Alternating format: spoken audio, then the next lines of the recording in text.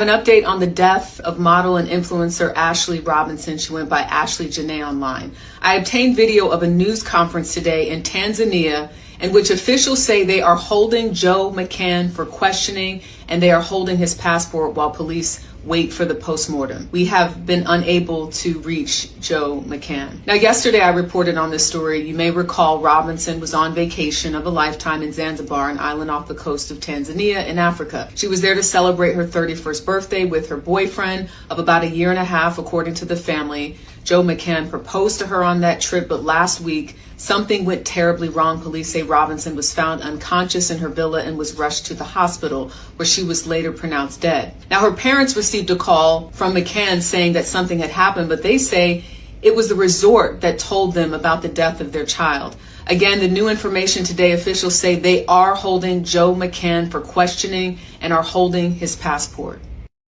Ooh, I'm gonna have to take me a deep breath. Okay, so this young lady's name is Ashlee. And her family and friends are calling for us as, you know, people of color, black, brown, whatever, to rally for her. And a lot of the time, I can't sugarcoat this. She made herself extremely hard to defend. She is a black woman who dated white men with the intention to degrade, berate, and belittle black men. And now they pulling up all her old posts and things like that. And they are saying, no, they not riding for you. Ming, can you handle the situation? I want your opinion. Here it is. We as black women, we pride ourselves on looks, money, and everything else. But some of us don't have the cognition or the fully frontal lobe developed to understand every black man is not responsible because we chose to date a couple that wasn't shit. Okay? Every black or brown woman on this planet dating black American men, some of them ain't shit. But you can't say all of them ain't shit because we ain't dated all of them. And if you've dated all black, that's just not physically possible. What's going on, everyone? And welcome to another episode of the Ladies Table. I'm your host, Jeff St. James, and I will allow the ladies to introduce. Actually, let me introduce them because I like doing that. Let me start with Miss Better Love Movement herself, Anita P. Stoudemire. Welcome, ma'am. Thank you. Thank you for having me again. Yep. And then also Miss Maggie, the substitute teacher. What's going on, ma'am? Hello, everybody. Hello, Anita and Kendra and Mr. Jeff. Happy to be here. And then last but not least, Miss Crimson Cure herself. Welcome, madam. Yeah, she said, hey, how you doing, everybody? Glad to be back for another episode. All right, so real quick, before we even jump into today's topic, I gotta say, y'all, the reception from the folks that watched our first little episode, they was first of all, the people that's watching, y'all very demanding. Every week, y'all demanding something new. But I really appreciate you all three of you for kind of joining last week, and it was phenomenal. So I was excited to kind of want to do this again. So yeah, guys, everybody that was asking and pleading, we're definitely going to do this more often. We're going to try to stick to Monday, 7 p.m. Eastern Standard Time. Sometimes one or two people may not be able to make it. We'll then try to have a couple people fill in. But as you guys see, this is indeed the Ladies Table here at Ask a Brother Podcast. So thank you, ladies, for starters. So today's topic that I obviously wanted us to kind of jump into, obviously Ashlee Jenae, who we were just kind of referencing, as well as the Divestor movement, and just a general warning of concern about maybe some general observations that we're noticing that's leading the ladies to even getting in this direction in the first place. So for starters, why don't I start with you, Ms. Crimson? What were your thoughts? Because you've obviously reacted to this on your channel already, including the updates. What are your viewpoints about both what happened, potentially what happened, how this young lady got into this position, and more specifically, what's been the reaction of men and women, and why there seems to be a lot of arguing in the comments, social media section about why maybe Black men aren't reacting the way maybe some ladies feel they should? Well, I think that my thoughts are well known, but I'm definitely happy to go back over because I feel like, as unfortunate as the actual situation is, her death, and we suspect that her fiance might be allegedly, possibly the culprit behind that. That is, if that is true, then it is unjust, right? It's an unjust thing. So I'm not defending that she deserved or she should be or should have been deleted. So I just want to make that clear. I don't have a she deserved kind of mentality for this. But what I do have is a when you put yourself in certain situations, it is what it is at this point. Because I don't know if a lot of these chicks' pattern recognition is off or what. Because, you know, as females, we supposed to have superior pattern recognition as a part of our female nature, which helps us to discover or discern potential dangers. So we recognize patterns. We're actually good at it, or supposed to be. The pattern that I'm talking about and referring to is these so-called divesting women that call themselves dislike Black men. They got a lot of disparaging things to say about Black men as a whole and how they're not going to acquiesce to nothing that Black men and Black men this, that, and the third, blah, blah, blah, blah. And white men are supposed to be the knight in shining armor. That's supposed to be the best possible men that you could ever get. And they're going to do everything in their power to get that man as a thumbing of the nose to Black men. Y'all as Black men ask us as women to be feminine, to be in shape, to be fit, feminine, and friendly, to borrow a phrase from the late Kevin Samuels. And so these divestor women are saying, we know how to do that. We're just going to do that for Mr. Cartwright. We're not going to do that for you because you somehow are unworthy or undeserving of it. Because there's that undergirding, the situation is obviously transactional that Miss Ashlee has had just by looking at it. That didn't seem like a genuine connection. We were in love and he just happened to be white. No. A transaction. We can tell by the content that she posted on TikTok. I went to her page. I saw that content. It's reminiscent of Shira 7 content. It's reminiscent of, not only just divestor content, but try to go get a guy for his money and make sure he spent all the money on you and gold digging and all of that, which is transactional in nature to begin with. So do I feel like she deserved it? No. But am I apathetic to it because of what the circumstances appear to be? Absolutely. Because we have watched these women, these Black women, be with Mr. Cartwright and get taken to the upper room or close to it. Too many times to count, really.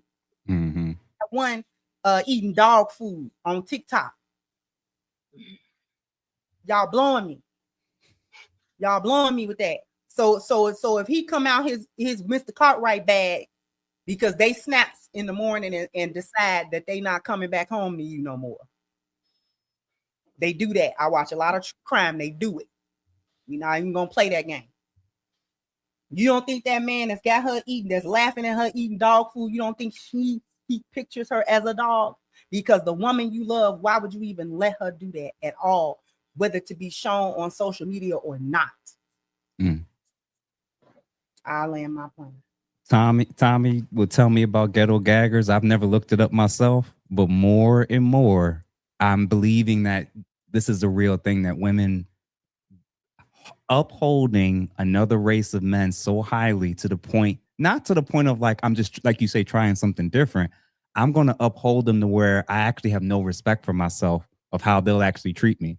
I've watched clips of Black women with white men say the most insane, disgusting things that he hates about Black women. And I'm confused. So, Anita, tell me your perspective on this situation and the young lady, Ashlee Jenae. It's unfortunate, right? It's unfortunate. Now, my humanity says that a human being, has passed away.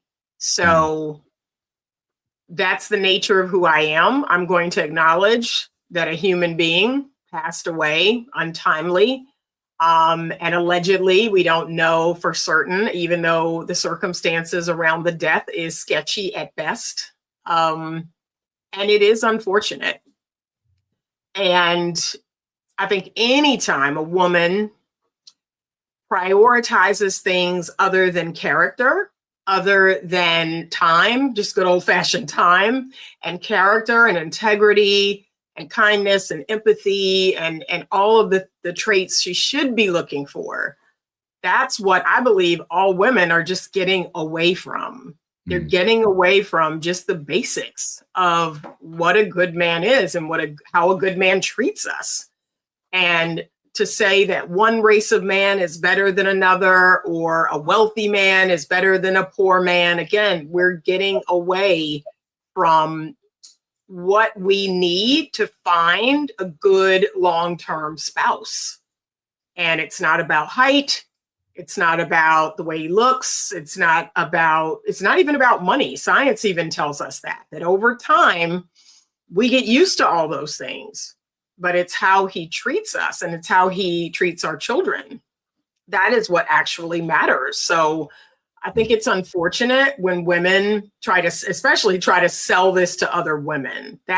To me, that's a problem. It's one thing for you to want to do it and you go, girl, you post your timeline full of this. But when you try to talk down on another race of men, or you try to sell this to other women, that to me is crossing a line. That's the part that I don't care for. Mm-hmm. Mm-hmm. And what about you, Ms. Megan? Well, I have a lot of thoughts on this one. First, I want to say my condolences to her parents. A young woman lost her life.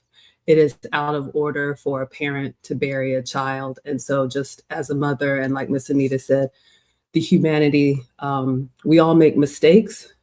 This should not have cost her life. However, I really am disturbed by the comments that she made. And I feel like, in full transparency, I need to bring myself to the front of the classroom. Some people know, some people don't know.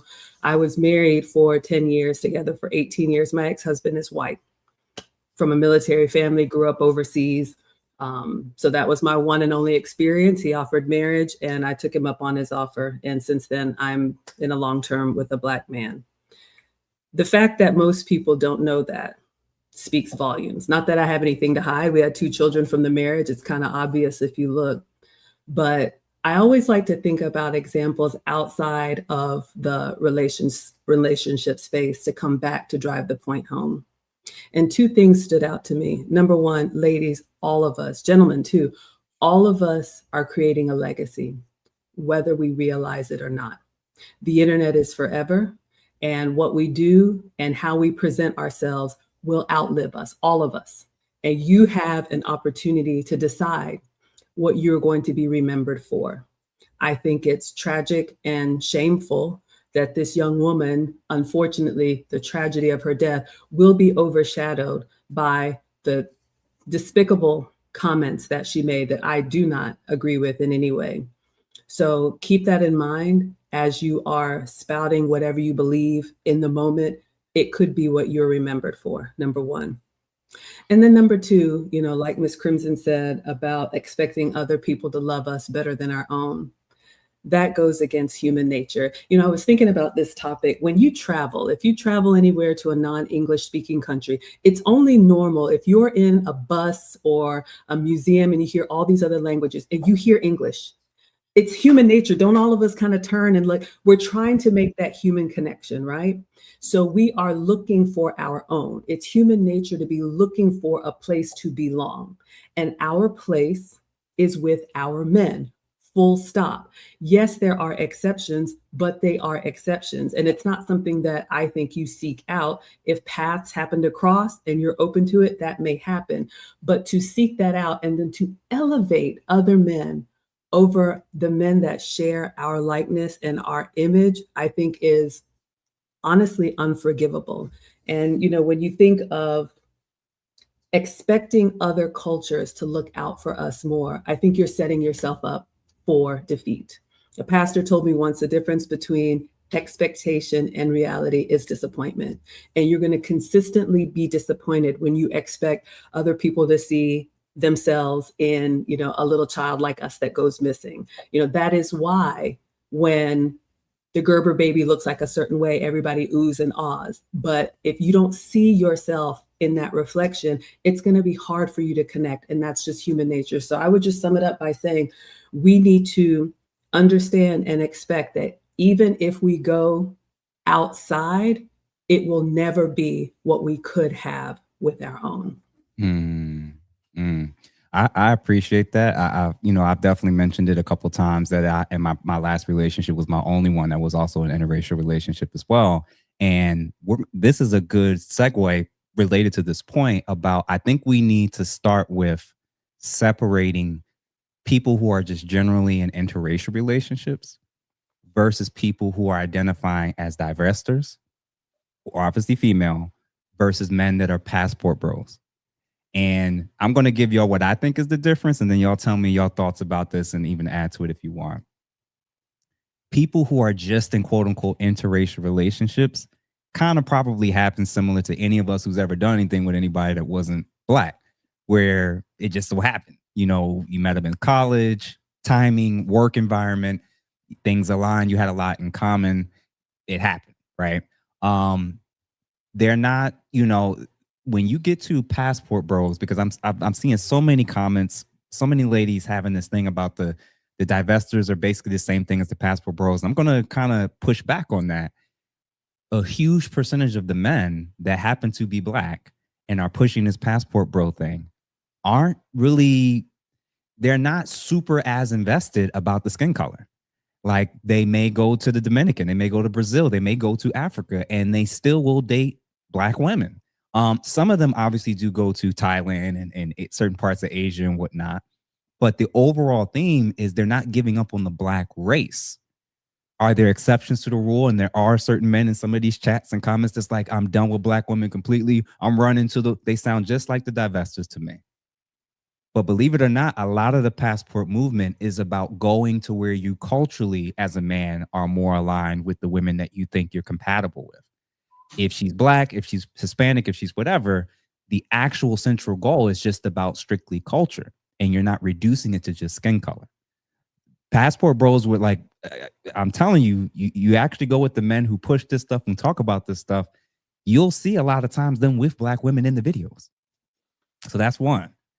The divestors, Black men are eliminated as a dating pool in general, globally.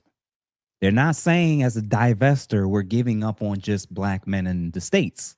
They actually mean divesting from Black men, period. And then the secondary part is, and then they're claiming that white men are superior. So obviously there's people who can just get in the interracial relationship just because, off the strength of timing, circumstance, chemistry, etc., and they're not really thinking about much else other than that. And then there's people who are obviously being a little bit more strategic, and maybe they're looking at more ease, comfort, cultural advantages, financial opportunities, where it's literally cheaper to date and deal with women abroad if you can work remote. There's a lot of factors for why guys are doing a quote unquote passport thing.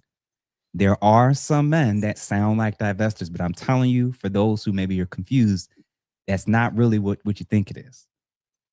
But when it comes to the divestor movement, by default, its foundational premise is anti-Black and anti-Black male misandry. From y'all vantage point, y'all could do popcorn style. Anybody can jump in. What do y'all think? I think, just to speak to what you were talking about with passport bros, in my opinion, is not the opposite or the other side of the coin as divestors. In my opinion, I think that became popular because we think that divestors are only Black women, and it's not. The Black men that are divesting are divestors. Case in point, the young man that was with the white lady and she deleted him, which was just a year or two ago. Yep. He was also doing the same thing, Yep. as Ashlee was doing on the internet, talking crazy about how he can't stand black women and a black woman couldn't do this and this, that, and the third, and he loved his white woman because she's white and all of that. And she murdered. Got him on the back. Elbow rackings. I remember. Yeah. Elbow rackings. And so he's a divester. Yep. He was a divester because it's a mindset. It's now, I think most divestors in the black community are women. But it's not exclusive of men either. And also to another point, divesting in the black community is a minority. So these stories get a lot of, they go viral just because a lot of the times the circumstances be so crazy. You know what I'm saying? It's like, we got to talk about it.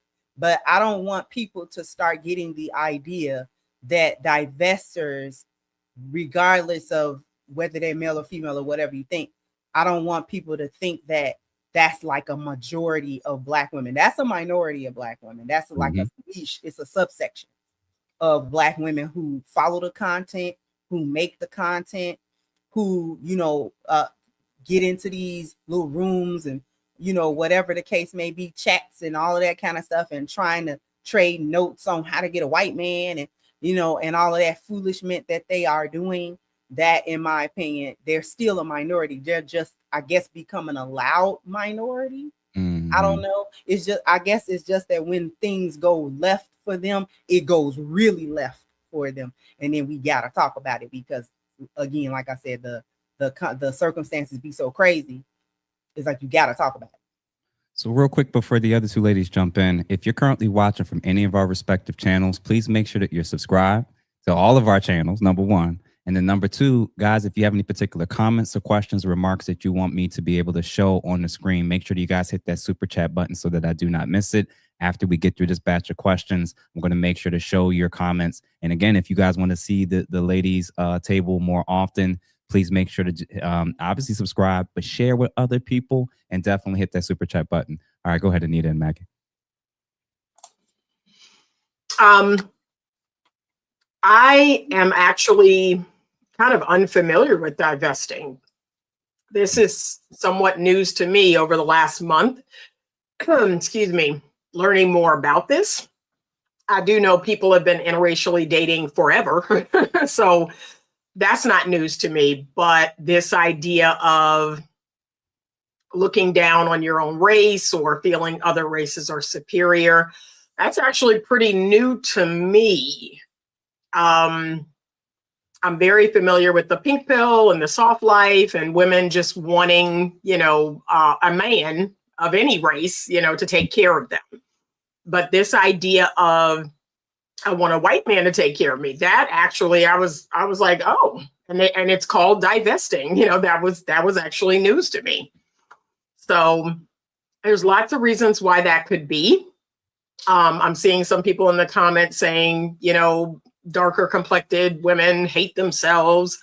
Like I said, I'm not inside of these people, but clearly what I think is clear is either they're unable to have the lifestyle or relationship they want with another person of color, or perhaps another person of color hurt them, disappointed them, let them down, something happened.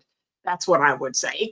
It could be a self-hate issue, but it also could be a whole lot of other issues. And it is unfortunate because, again, whatever it is you're choosing to do, then you're choosing to do it. But to try to dissuade other people or to try to take them in a direction, that's the part I think is kind of weird. That's the part I don't completely understand. So it is on the spectrum. And when you mentioned about the soft life thing, amongst a lot of Black women who talk this way and espouse these type of talking points, the soft life for them on the left, amongst liberal women, is pretty much the equivalent of the trad wife concept for conservatives. Both obviously want, to a degree, some type of form of a provider. They do want to be quote unquote taken care of. They do want the option to be able to work if they choose to. The difference with the divest approach is going that extra lane. And the extra lane, believe it or not, isn't just I'm done with Black men in general. The influencers and maybe even some of the ladies off screen, because we found out through this story that it sounds like the mom pushed the daughter in this direction as well. Hypothetically, or supposedly, who knows? But basically, the main key part of the divestors, they typically don't just stop with their own personal choice. They start telling the Black women within earshot to also give up and be done with Black men. That's the distinguishing factor. So like I've said before, you know, I think it's actually extremely anti-Black. It's obviously anti-Black misandry.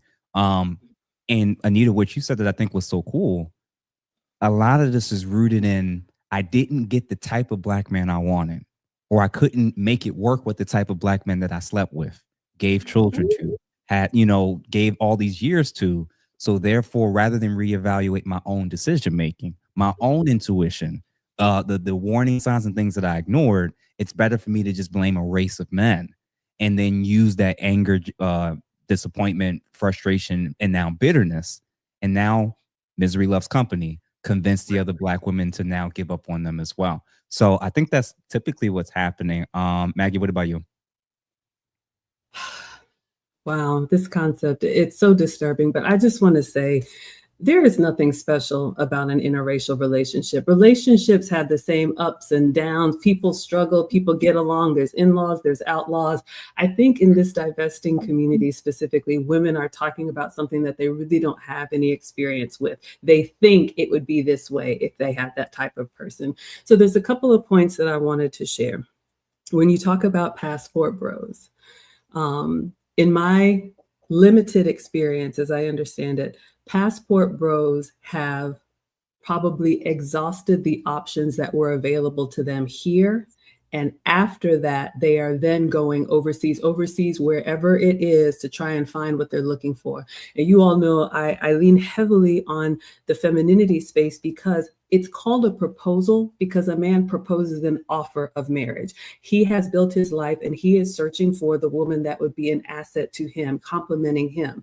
Men are the ones that are going out on the hunt. So most passport bros have probably tried with the women in their community and they're ready, but the women that they have tried with are not. Because if you think about it, there's expense, there's time, there's trust, there's cultural, there's so many boundaries. Why would a man jump through all of those hoops as a first choice if he had what he was looking for right here? My other point with that, ladies, we have to realize that this divesting in and of itself is very masculine, because it's basically, I get to choose what I want. The men are the ones who own relationship status. Don't believe me? Go up to a man that you admire and respect and say, we go together now. It doesn't work that way.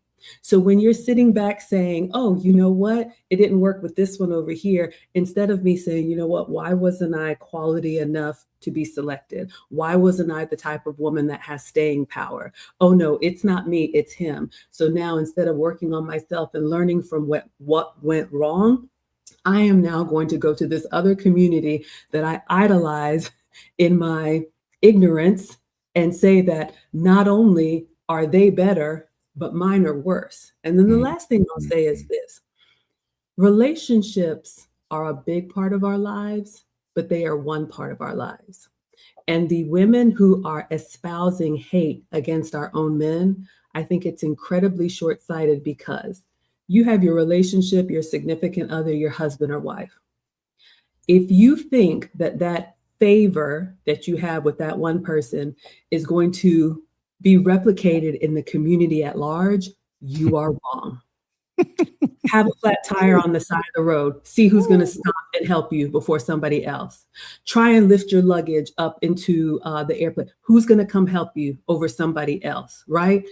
Take your kids to the barbershop. Who's going to coach a sport? Who is going to build that community around you? Stop looking at just this one man who you are idolizing and think everybody who looks like him is going to treat you the way he may treat you. You are wrong. And so that is why the foolishness of going on the internet for the world to see forever and ever, amen, talking about your men, your community as less than, that's why you find yourself alone. Because they're like, you know what? All right, why should we even bother? So that's what I wanted to share. I'm gonna say this real quick, and Crimson, I want you to jump in right after me. Anita, it's way beyond just convincing black women that white men are superior relationally or economically in all other domains and departments. At its worst, it's actual outright hatred for black men, to where they're wishing and pushing and encouraging women. If you find out that you're pregnant with a black male, get an abortion. Gender-based abortions.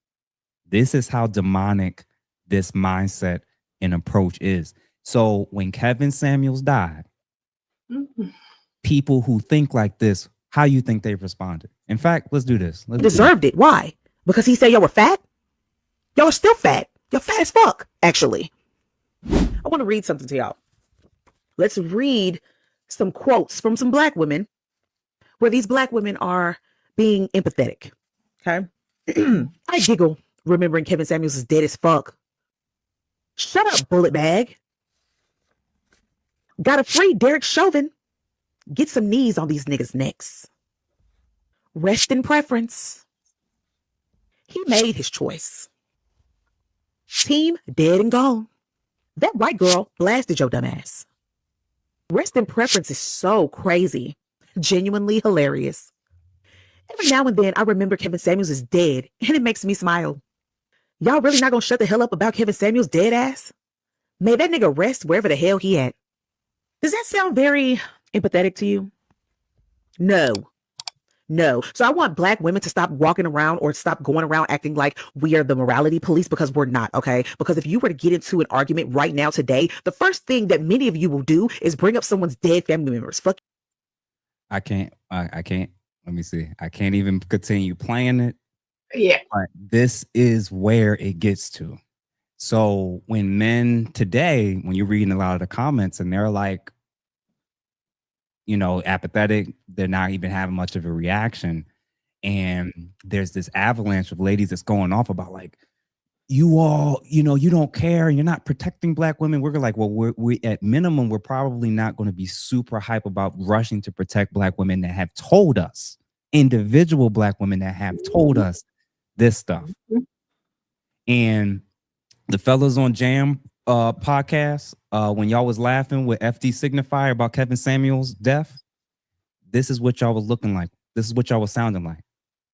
So when we were trying to explain to y'all, men, young men, and FD, who's way too old for this, what we're coming up against is this mentality. This is a war of ideology. So when we're getting behind microphones and challenging this stuff and trying to expose and let our men know, when you hear this, I don't care who she is, she's dangerous. She could be your sister, your girl, your co-worker, your homegirl, your aunt. It does not matter. The sole reason that she might not laugh if you were in his shoes is if you were related to her or she had some personal connection with you. But if she talks like that about every other man that looks like you, what we're trying to do is warn men about the white supremacist mentality that's taking hold into some of these sisters that we have right now. Crimson, go on, come on now. Here's what I want to say, because I think we need to boil some other stuff down too. The modern day divestors, they are of the bed wenching bloodline. They just like, okay, during slavery, got a lot of bloodlines got passed down. The field Negro, the house Negro, that bloodline got passed down. And then the bed wench bloodline got passed down too. This the bed wenching bloodline we looking at. Okay. Same mentality. Because we want to think that all the bed wenches were forced. And not quite. And when I say not forced, I mean deciding that once Massa come and say this is what you're gonna do, she made peace with it as a way to survive and as a way for her children to perhaps have more. Because they always have thought, even from the bed wenching days, that Massa liked them kids that he had with her. He don't like them kids. Them not his kids. He don't even think those are his kids. Okay, he don't. I'm gonna leave that point right now for just a second. Go back to something that Miss Anita talked about when she mentioned the soft girl era and things like that. See, that's all wrapped up in the divestment movement. One thing kind of led to the other, Miss Anita. This is why I brought up Sprinkles content as well.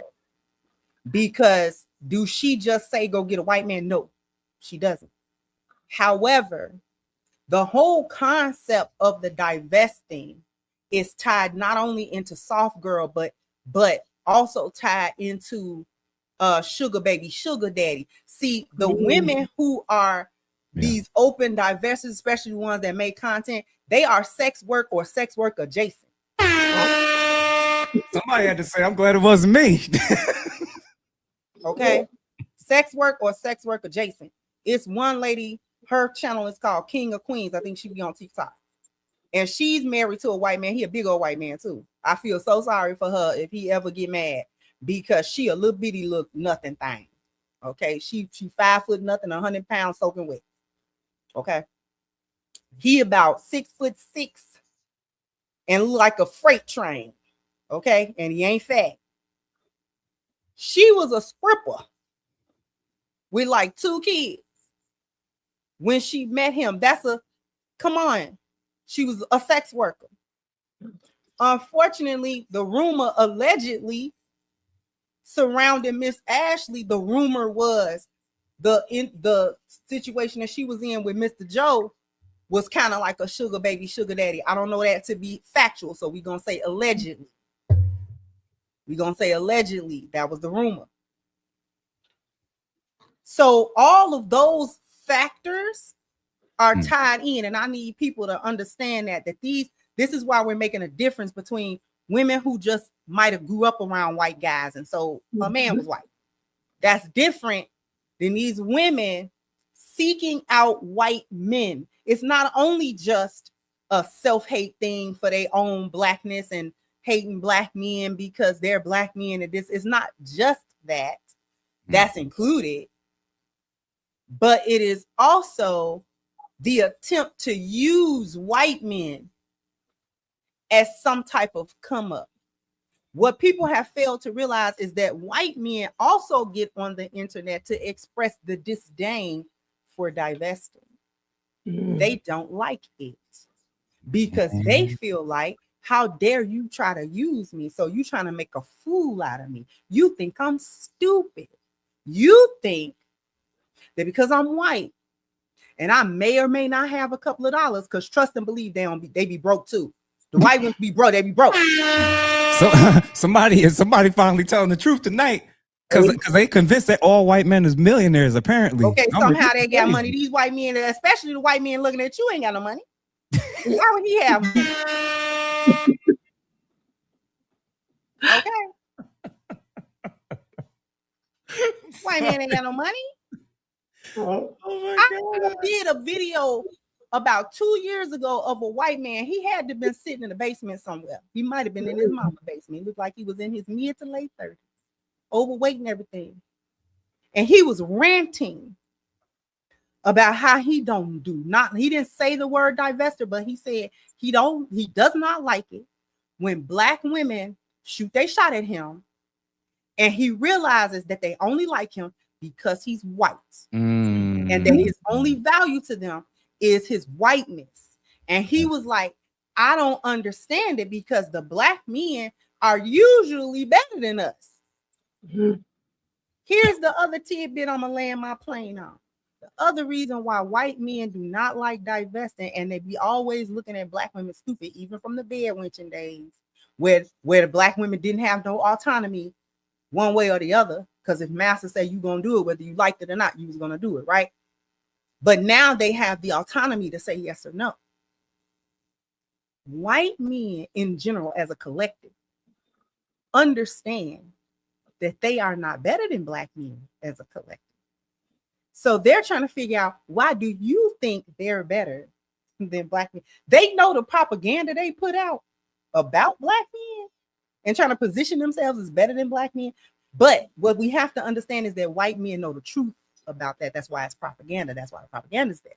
Okay. That's why they did Birth of a Nation in 1915. That's why they did that. That's why they consistently try to tarnish the reputation of Black men, because they understand we're actually inferior to them as a group. Collectively, we're inferior. So why would you believe us about a man you live with and birth and marry? And why would you believe us about that man? And then come over here and try to play in my face with my propaganda? I'm sending you to the upper room. You out of here. Crimson, I'm gonna tell you, I'm gonna say this because a key part that you said that I don't think these ladies realize is that when you get around these white people and you start talking about how disgusting Black men are, Black this and Black that, they laughing in your face, but they see you as a traitor. And that's the key thing. Like I said before, people who are in interracial relationships and are not demonizing and trashing their community, they be like, oh, okay, she seems kind of cool. She's all right. She. But when they're like, oh, this is trying too hard. She think that when she disrespects and trashes them enough, like she will get her honorary what? Like, yo, it don't work like that. They see you as a traitor. This is why I say they can't be Mrs. Cartwright, because they're trying to be just like what you just said. They think to schmooze in with white men, you gotta dislike Black people and specifically Black men. Well, regardless of whether or not the white man you talking to dislike Black men or not, he, like you just said, Mr. Jeff, you a traitor. Because what you talking about? Because I don't think he like his women, but he don't go nowhere to talk about it either. And he don't let you talk about it either. Let me do the super chats real quick before I forget. So guys, if you're still watching from any of our respective platforms, please make sure that you follow and subscribe everybody's channels and platforms that you see on the screen currently. If you have any comments or questions that you want us to read off, feel free to hit the super chat button now. Or if you just want to support the ladies panel, because obviously y'all loved it. Number one, I see over 1,100 people, 1,180 people are currently watching on my end. So I know I ain't got 1,100 likes. So if you're currently watching from any of our channels, respective platforms, please make sure that you like, send to just 2 or 3 people, and we're going to keep it going. So for starters, man, Anton, thank you, sir, for the $5. Hi, Jeff. I just was on Cynthia G's stream. That woman is awful and cut me off when my arguments didn't suit her agenda. I'm going to be honest with you. I haven't been on Cynthia G's in a minute to know what's going on. I guess I would be interested to know if she's covered this particular topic. I'm assuming she did. Thank you, Jeffrey Rice, for the 5 gifted memberships that you gave to a few people. Appreciate you, good brother. Naeem Reed, 8247. Thank you for the $5. 30% of corn is watched by women. There is a correlation. Cuckolding is a trend spawned from corn, race play, etc. Over sexualization. I'm just saying. Appreciate you for the information. I will not be doing research. Through the Fire podcast, RBN. Thank you, good brother, for the $20. Think about this: in the aftermath of Emmett Till's extermination, because of the lie about a white woman, there was a Black woman going through the courts to have the legal right to marry a white man, Loving versus Virginia. I'm gonna be honest with you, man. Like, those things are just so separated and they're just not connected. Like, I highly doubt the woman who was going to what was it called? Loving versus something with the interracial couple. It's right on the screen. Loving versus Virginia. But I do appreciate you, bro, for the $20. Izel, given the fact that the mother didn't say what her daughter told her about the argument when she called, I wonder if the mother told her that it was her responsibility to fix it. I'm not going to get into hypotheticals about it. And again, she just lost her daughter, so it is what it is. I'd rather just leave it at, she's grieving, and we do feel, for those of us who choose to, do feel some grief and sympathy on her behalf. 3 a.m. Adoptee Voices, thank you again for another gifted membership. Joseph, good evening, everyone. Thank you, good sir. A member for 3 months. Who else we got? Mark of Elohim, $10. There's a sinister nature behind desiring another race because you despise yours. Jesus. Through the Fire, another $5 super chat. Good. Appreciate you, brother. Irving Hunt, thank you for the 20. This was really good, Jeff. Definitely do this more often with the ladies to get all perspectives. Enjoying the show. Appreciate you. Gorilla Grip Gorilla Grip Catch Club, thank you for the $5. People that love calling passport bros tricks, that's one-sided. Some do pay for play. Others find wives and establish spots there. Nomad capitalists. Like I said, it is a big tent for sure. BJ, thank you for the $10. It was done with black women when they openly. I was done with black women when they openly disrespected Kevin Samuels' family, disgusting comments to Kobe Bryant's wife, and called black men bullet bags and got monetized by saying it on YouTube. Brother, I'm going to say this. As angry as I am when I saw those things as well, our whole point of pointing out about what's problematic about the divestors amongst the ladies is what your final conclusion is. That I'm done with black women, period. All black women didn't think like this. All black women didn't act like this. And when we're honing in on the divestor movement, the same way we don't want all black men to be labeled in any of the negative stereotypes, you're literally doing the same thing. But I'm not going to refund the $10. I appreciate that. Thank you, good brother, for that. Divine Photos. Majority of our sisters ain't self-reflecting. Dating another race won't change your fortunes. Personality, character matters more. That's what. And Anita, I'm gonna bring up something you said last week relating to this. Gorilla again, ask a brother is correct about passport bros. It's not about color, it's culture. Finding fit, friendly, inspirational women while building in other locations, learning languages, and more. King Nova 9309. Thank you for the $4.99. I'm sorry, divestors and PPBs. Passport bros are not the same. Divestors are hate-driven towards black men. Passport bros just want black women who aren't westernized. I hear a lot of arguments about that. Obsidian from the Black Manosphere has said that repeatedly. Andre Woods, thank you for the $9.99. Because if they figure out he's broke and telling at him so she can buy for him to flaunt for social media, he sees it as the lowest disrespect he can take before he loses it. I'm not gonna get it. Thank you for the $9.99, brother. Perk, thank you for the $2. Sade Robinson head is still missing to this day. DBS MOOV, Dave gonna get you cutting into his life. Oh, sorry, business bully Dave Anderson, man. He gonna call me after this. Energy 5351. Thank you for the $9.99. And last but not least, L Train Galaxy, thank you for the $1.99. Mental exodus of black men. It's over. Jeff, listen, man, I hear you. Everybody keep telling me it's over. I think that there's still hope. Alan, thank you for the $5 as well. I still love to be even if they don't like us. Thank you. All right, so that was a lot. But Maggie, you was right. What you said last week that stuck with me when I was talking about why is it taking our women so long to get it? Maggie was right. I'm going to play this real quick because when I see how ladies are ending up at the divesting point, and then I'm realizing how they've been behaving and what they've been doing and who they've been entertaining leading up to that point, the level of personal responsibility that we have to reevaluate is, you know what? Going forward with the projects I'm working on personally and the thing, I'm now starting now from the premise that if she's not 18 or younger, she knows. Period. Crimson said it last week. You said it. 18 and over, they know. So I'm going to play this and you're going to watch the exam.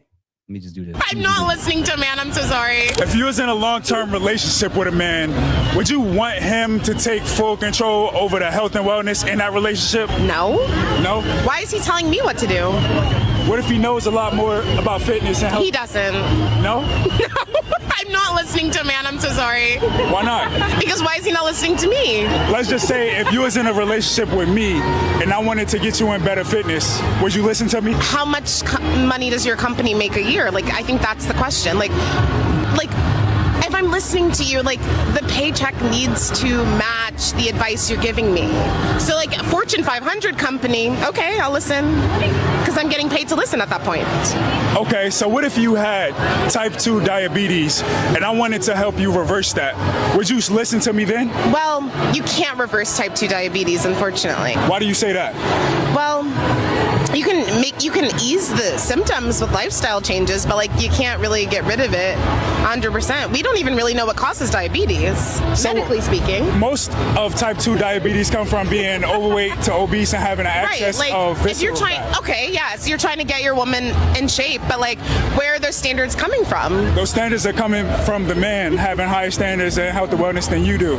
So if he's able, with that man, I'm so sorry. If he's able to communicate that to you, he can improve your health and wellness and for you to live a longer, healthier lifestyle.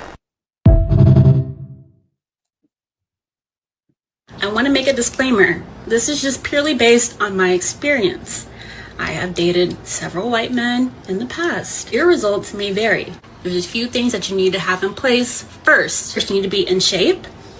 You need to be feminine. You need to be classy. Those are the same exact traits that black men have been asking black women for publicly for years. If you are willing to become this version of yourself, why is it being selectively applied to white men and not black men? That's interesting. Because her saying that, it lets me know that it's not that you guys don't have the capability. It has a lot to do with your motivation. And it seems that when your motivation is to get a white man, you're willing to make those significant changes in order to get married. All I have to do to get a different outcome is change the two men. I bring in 2 white men, Italian men, and have 8 black women in there. Automatically, they look at those men and know. Stick, knife, they know. What do you start to see? They start smiling. Posture stands up. They're not looking to see what's going on. They're looking to see who's moving toward the stick. And I really like the way I looked. And I was making excuses. Like, I was not checking for black men. If a black man tried to talk to me, I would be like, no. Like, but also it was the ones like on the street. Like, you were judging the book by the cover. I was. And I really, I would say in like 2017, after I had my child from a Mexican man, because my child's father is not black either. I was like, hold on, what am I doing? Like, I'm attracted to them. They're attracted to me. They're trying to talk to me and I'm just not giving them the chance. And like I said, I really had to like be real with myself and hold myself accountable as to why I wasn't open to dating them. And I've dated a lot of black men since then. Why do you think that women always come to a realization that they need to change things after they have children? Like, what is it about? I would say that was a specific. My intention wasn't like, I have a kid now, let me, blah, blah, blah. It was like, there's this black man who's interested in me and he, you know what I mean? Like, I like what I'm seeing. The conversation's great. He was the example of the black man that I wanted to be with, compared to the ones who were trying to talk to me in the past, if that makes sense. So I wouldn't say there was anything to do with my child, honestly, because she is.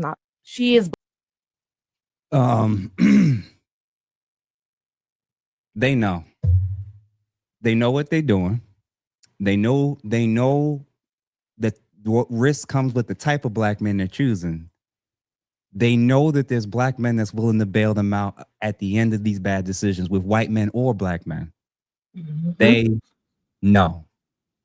So my question to the audience as a starting point, and then to you ladies as well, if black women know this and they're waiting till 30, 35, 40, children, jaded, bad experiences, trauma, and him gonna climb over all this stuff to get access to her heart and her trust again, on top of what we saw, how some of them were behaving and acting.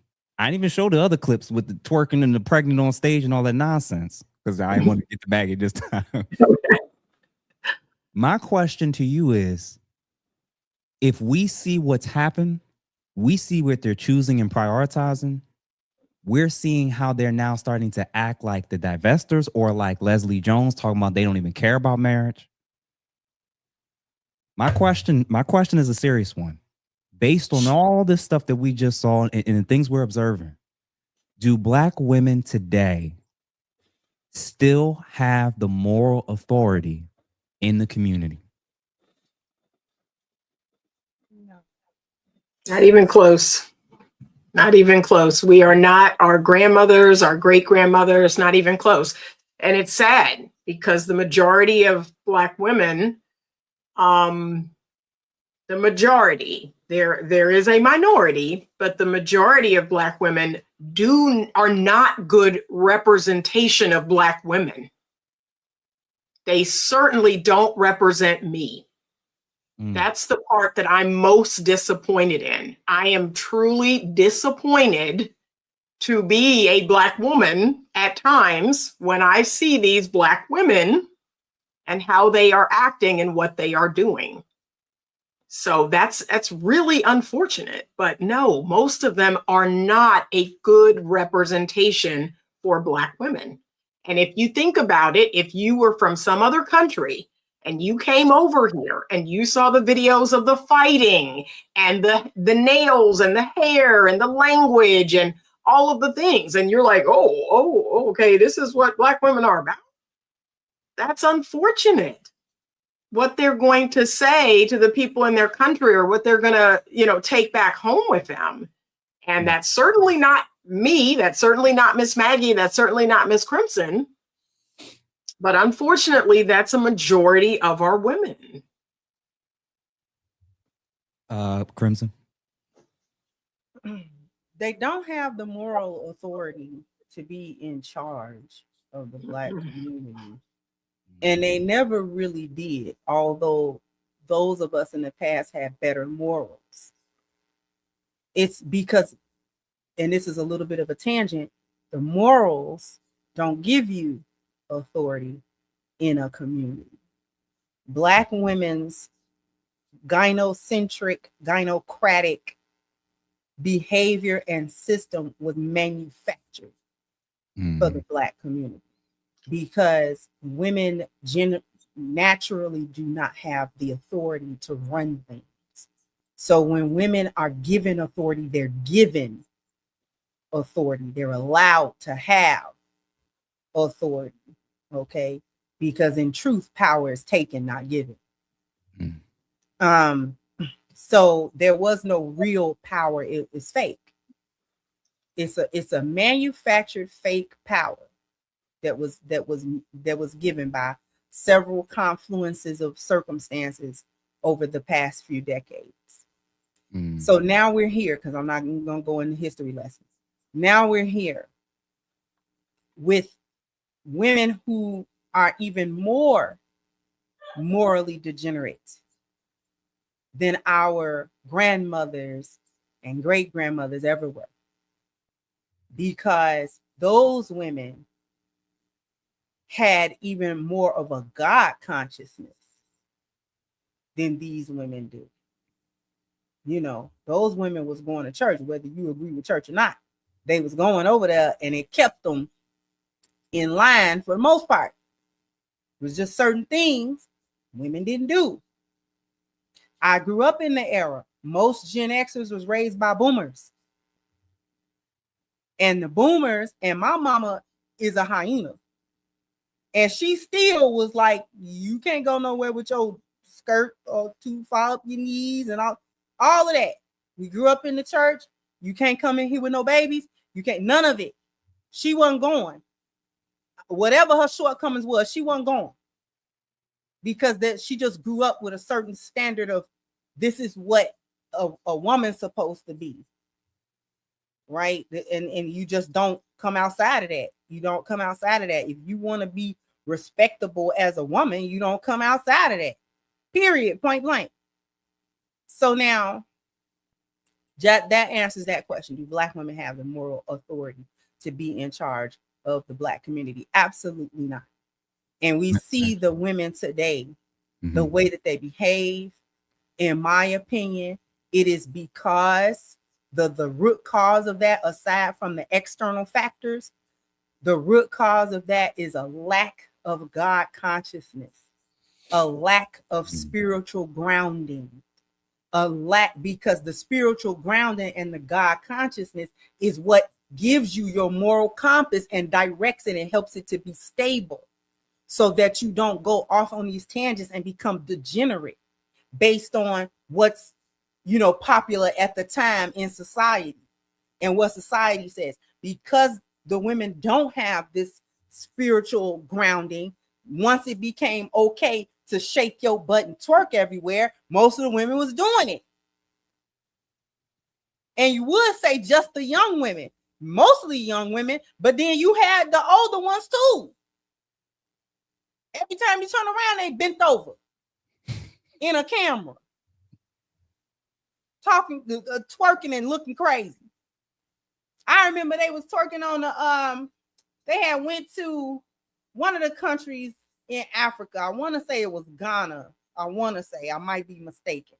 One of the Western countries on the Western coast, where the slaves were at. You twerking on the top of a historical building where your ancestors were at. You know what? You get what I'm saying with the spiritual thing? And I'm trying to keep my thoughts focused, but I'm gonna go off on a tangent. So let me just be quiet. Maggie, what about you? I agree with both of the ladies. I have some thoughts on this one. So to answer your question, are Black women the moral authorities? It's an obvious no. Look at the results amongst us. You know, our community is just falling apart fast. And unfortunately, I say this without joy. I think it's going to get worse before it gets better. You know, a couple of things, you know, like Miss Crimson said, our women don't have a moral authority. I also think it's because we are not, here come the feminists, we're not in submission to our men. Having the covering of a man is going to check a lot of that unruly behavior. Last week, we talked about chaos, right? And femininity being fluid in a beautiful way. It can be inspirational, but if left to run amok, which is what we're seeing now, it can be chaotic and destructive. I am still thinking of that first clip that you played with that woman. Her sash said it all, tightly across her bosom, bad influence. The way she was just talking out of her neck to that man who was just asking her questions, and the attitude, you would not carry yourself that way if you knew you had to be accountable to someone. If you went home and someone was like, what do you think this is? So the fact that we are just out here uncovered, oftentimes by our own behavior, we are seeing the results of that. Like the late, great Kevin Samuel said, I don't think we are supposed to be the authority figure. There are times when you may have to step in, yes, but that's the exception and not the rule. We have made it the rule. Heavy is the crown. There's a reason why men carry that burden on their shoulders. It is not for us. When we are in submission, healthy submission to our men, they set the vision and we're able to walk it out in a way that is not damaging to us. You know, we can say as much as we want to, we want our freedoms. You can't tell us anything. We want to be able to do whatever we want to. Look at how it's playing out. Look at our physical health. Look at our financial health. Look at how we're raising our children. And I agree with Miss Anita. Unfortunately, the loudest amongst us are not the best representations of us. They have the biggest microphone, and it saddens me. However, I think that we continue to do the work. We continue to stand out for the right reasons. And like we talked about last week, some people just have to die off. Or like Kevin Samuel said, buy a dog and die alone. Give it time. Unfortunately, some people will perish, and not necessarily their life, but your age is coming even younger than mine. My cutoff for coaching is 28, because I feel like you've been an adult 10 good years. And if you haven't figured it out by 28, I can't help you, especially because I was married at 25. So what am I going to do to tell somebody who's out here, hot girl summer turns into hot girl decade or two, and you want to then in the witching hour, come find out how you can be in a real relationship with a good man when you've been doing whatever you want to do for as long as you want to do it. So no, we are not the moral authority. As long as we continue to fight it, these results will perpetuate. But like the tortoise and the hare, if you believe that fable, just let them keep on running. Let them keep on doing it. All these women who are divesting and saying everybody out there is better, go get you one then. Come back with the results. Exactly. Go get you one. Come back and show us how great it is. If you can come back. Exactly. Listen. And Miss Maggie. Yes, ma'am. Let me chime in, Miss Maggie, on what you just said. This why I say divesting is a minority. They can't go get a white man. Thank you. Because that's what I was going to conclude. That's why they a minority. Come on. They can't go get no white, and it is sad, quiet as it's kept. A white man easy to get, baby. He easy. He easy. Easy. Okay? Easy. No game he ain't required. Nobody. No he is game not nobody. required. Okay. Come on. Now, to talk about something that you brought up with this one on the screen right now, because I did a video when this first circulated around, baby. I roasted her so bad. But it's something else that you want to notice. Not only does she have that sash around her gut, she is sitting around battling a man. She's so staunch on not listening to a man because somehow that make her weak, that she will do this to her own personal detriment, which is a micro of the macro of what's wrong with feminism and not being in submission and all of this type of stuff, because these women have rebelled to their own detriment. Okay, and still not seeing it. She's standing there with the lower half of her abdomen stuffed in her panties, talking about you cannot reverse type 2 diabetes. If you stop eating zooms and whams, you will be able to reverse it because it ain't nothing but some insulin resistance. Give your pancreas a break. It's weird. Okay, of producing insulin, because you cannot stop drinking Fraps, Dunkin' Donuts, tall things, and eating the donut and the wrapper and McDonald's. And you done ate that all day, them zooms and whams. Your digestive system and your pancreas is tired. That's why you can't put your hair back in your edges and nappy, because you're tired. Man, I'm going to say this. Oh, Lord. I want to look at the screen. I want everybody that's watching right now. And if you're currently still watching from any of our respective platforms, please send this to 2, 3, 4, even 5 people.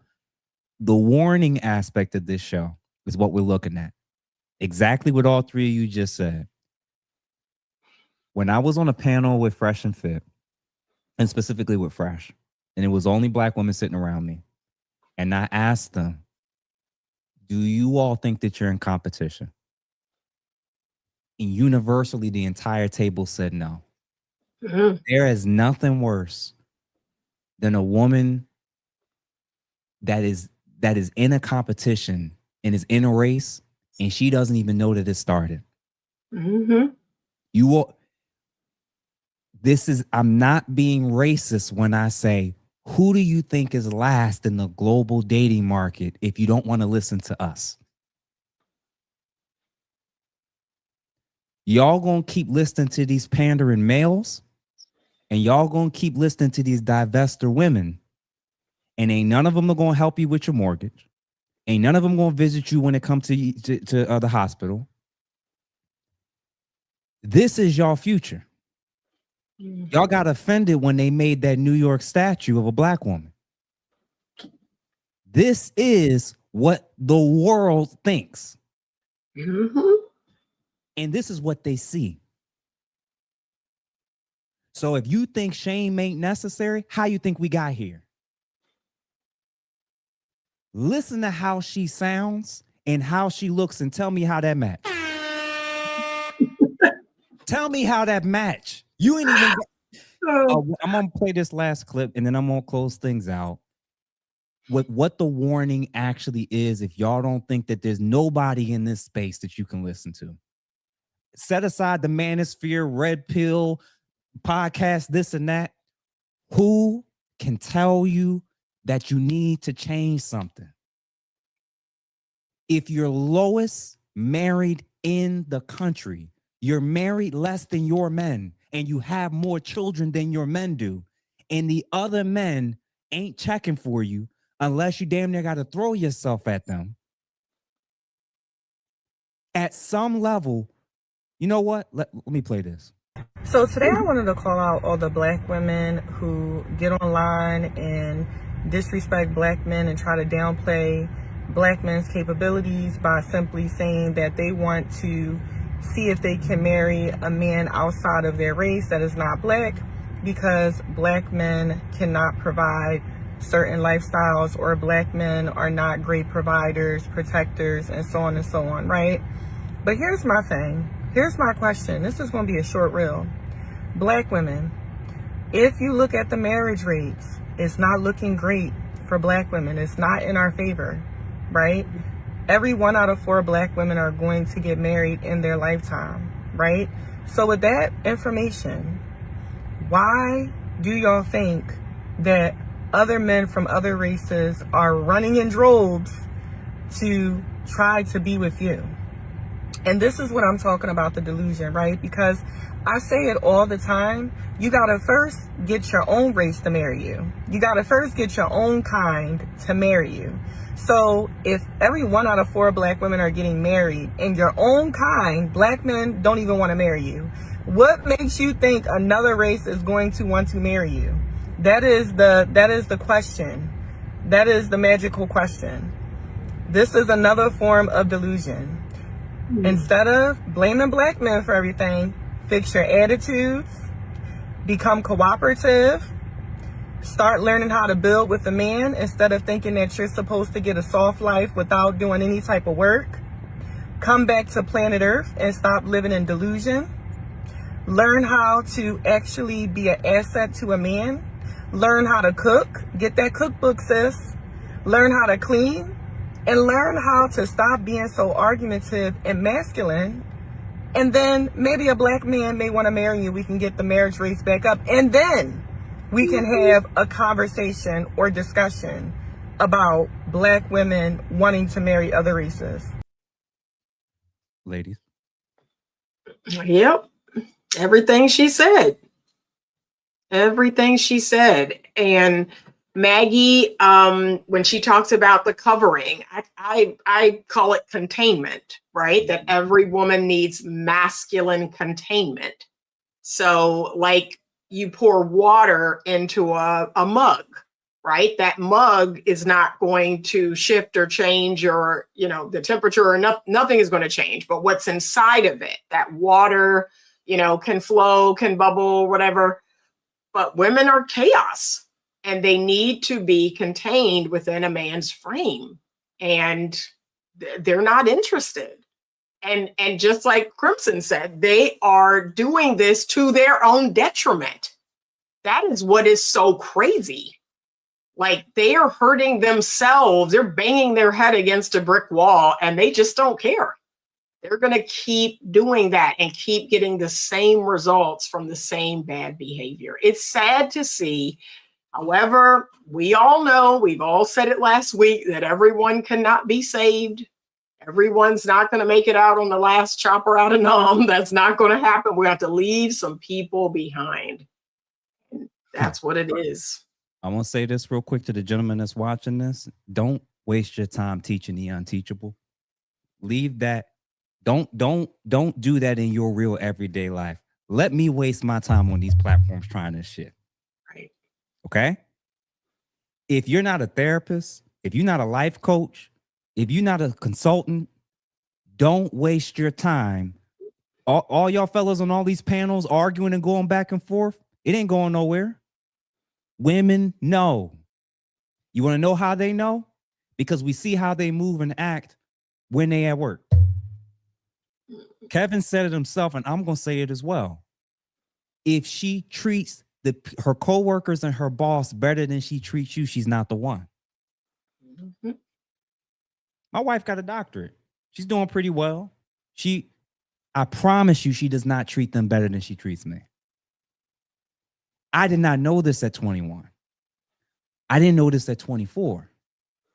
Thank God I learned this lesson around 30.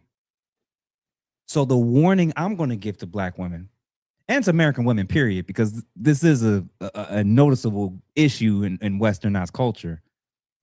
When men wake up and realize their worth and value, they're going to stop wasting time with you. That's actually what's going to happen.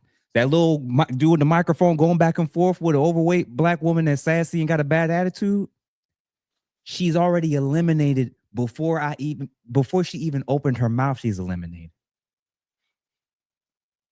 Maggie, and then Cribs in the closing out. Yeah, great show. So a couple final thoughts. The young sister that was in the podcast, it looked like a radio studio, and she was talking about how brothers would try to speak to her, and she would, oh no, I'm not interested. For our ladies, if you have a bad experience or a breakup or anything, take a moment and consider the fact, maybe it's me. Like we've all said, we don't get to a certain point in life and nobody has told you about yourself. You don't get to a certain point in life and the mirror has not been raised up for you to see, you know what, I got a little bit of an attitude, or I got a little bit of jealousy, or I'm disrespectful, or I'm aggressive. Somebody has told you about yourself, because life is going to keep giving you opportunities to retake that test if you don't get the lesson. And, this woman, after she had an illegitimate child, then she decided, oh, maybe I will give, our men an opportunity. But ladies, you don't go from striking out over here to hitting home runs over there. That's not how this thing works. You got to get to girlfriend. You got to get to fiance. You got to get to wife, which means you have to do the work. So we need to humble ourselves and realize that, what is it about me? The sister on the radio podcast said that it was street dudes that used to approach her. Take a moment and ask yourself, what is it about me that makes a man like that think he has a chance with me? What am I presenting? What am I projecting that makes me approachable to somebody that I think so less than? Maybe you're showing up in a way that is different than how you see yourself. The other thing I'll say is, remember, this whole divesting or thinking that you're in the choosing position, ladies, that is incredibly masculine. A man asks, I always like to say, we accept with grace or we exit with grace. So if you want his ring, his name, his covering, his protection, his provision, his resources, his network, we want all of that from the man. None of us women are looking for a man to be the wind beneath our wings. Unless you are, then I'm not speaking to you. But if you want a relationship with a masculine man, then you need to ask yourself, what is he looking for?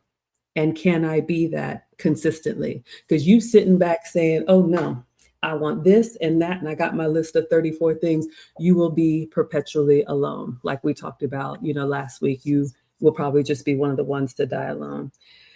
Finally, I want to say this, ladies, if you have a preference, nobody needs to know. Why does your business need to be out here on the internet anyway for the world to see?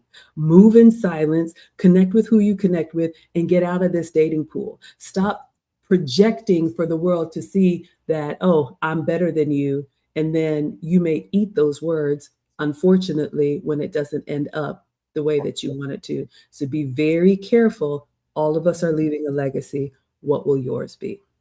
Appreciate you for that. MS Delta guy, appreciate you for the $100 banger. Hi family, keep up the important work. As well as Crown Heights Brainiac, thank you for the $99.99. Shout out to Kevin Samuels. The world doesn't owe you understanding. Men are out here slaying dragons just to come home to war and no submission. Nah, if your father didn't teach you, I don't think I'll do any better. Yeah, man. Crimson, go ahead and close us out.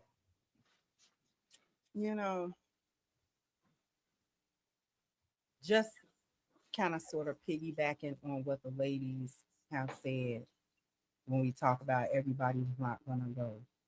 The people who not going are the people who don't want to go. They didn't want to go anyway. That's the part we got to understand.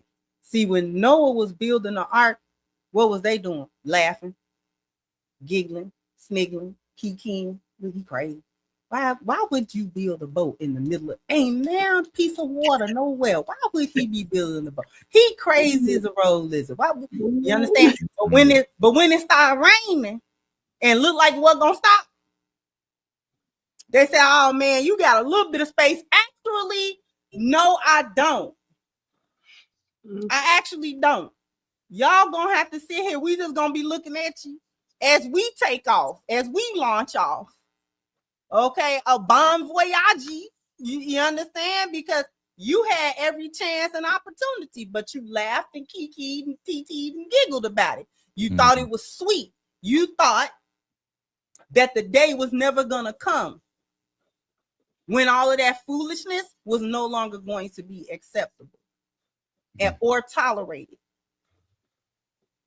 The thing that these women have not understood, the ones who do a lot of foolishness and who continue to do foolishness into adulthood and grownness, you know, getting older.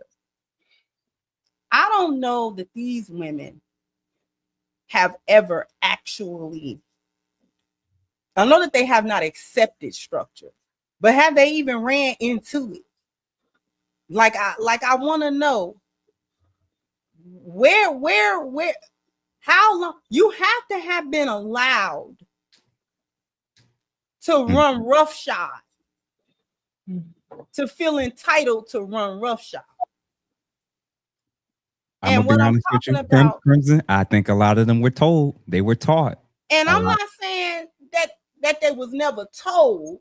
That's not really what I'm getting at. But the consequences of it, if you keep on, it's gonna be consequences. Because see, folks like to say women have, you know, they allowed to act a fool and women get, and I just don't have that experience. You know, my daddy, he didn't play all that. You understand me? He didn't play all that. And in my daddy's eyes, it wasn't about gendering it. It was just that his children were gonna be reputable adults, all of them, the boys and the girls. So he didn't stress more structure to me because I was a girl. He just had the same standard for all his children, boy or girl. So it was like, you're gonna have integrity, you're gonna be a person of your word, you're going to, you know what I'm saying, and your actions have consequences. Ain't nobody got to deal with you and you acting a fool. And he was the first one to not do it. And not that I was an act a fool kind of girl, but it was but you know what was understood? Daddy not finna go for it no way. So you might as well suck it up. Cause daddy ain't going. He not finna pet you through it either. You gonna be in trouble. Keep it up. Keep acting a fool. Keep saying what you know, and you cry. Girl, he didn't play none of that. And I was a daddy's girl. Okay, daddy loved me. And Anton Daniels said it on a panel a year or two ago, that if he doesn't know you and is not related to you, and he sees something happening now he'll call the police. He's less likely to intervene. That's a loss of corporal communal protection. Right.